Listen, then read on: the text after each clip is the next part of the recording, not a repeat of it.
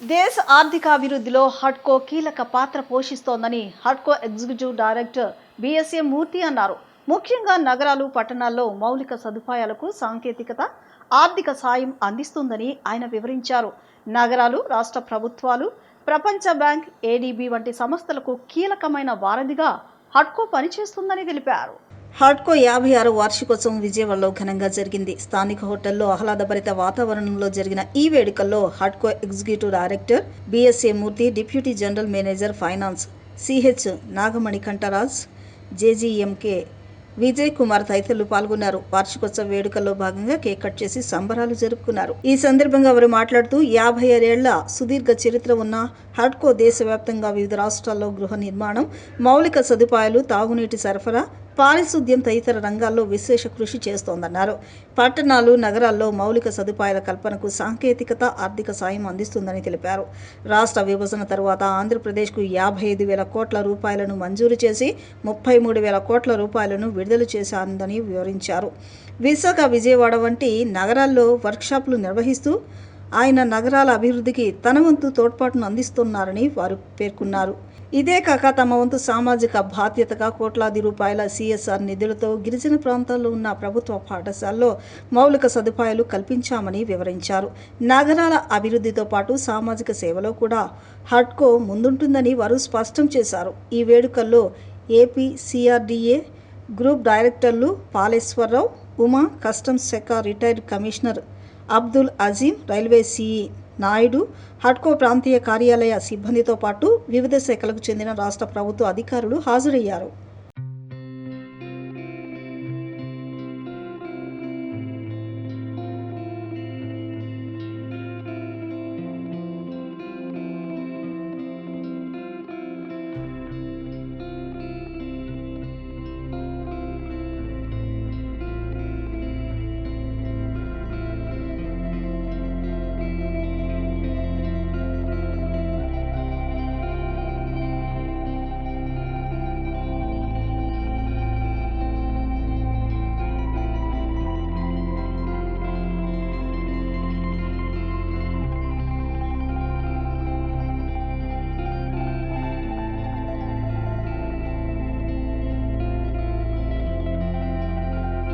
HUDCO is celebrating 56th annual day celebrations in Vijayawada region, catering to Andhra Pradesh region. We have done excellent operations in the last financial year 25-26, and we are the adjudged as the best performing office in the country among all the regional offices in the country. And almost we have sanctioned 19,000 crores in the last financial year for various departments in the government sector, both transport, power, energy, housing, infrastructure development sectors, and almost we have released 14,500 crores in the last financial year to the various sectors. And we also given CSR grants up to the 3 crores as grants in the various institutions, especially AIMS and community health centers also. And not only lending, we are also doing social work and in the form of distributing furnitures, water coolers to the agency area schools, etc. Thank you. హడ్కో 56th annual day celebration మేము ఇక్కడ చేసుకుంటున్నందుకు Novotel విజయవాడలో మాకు చాలా ఆనందంగా ఉంది.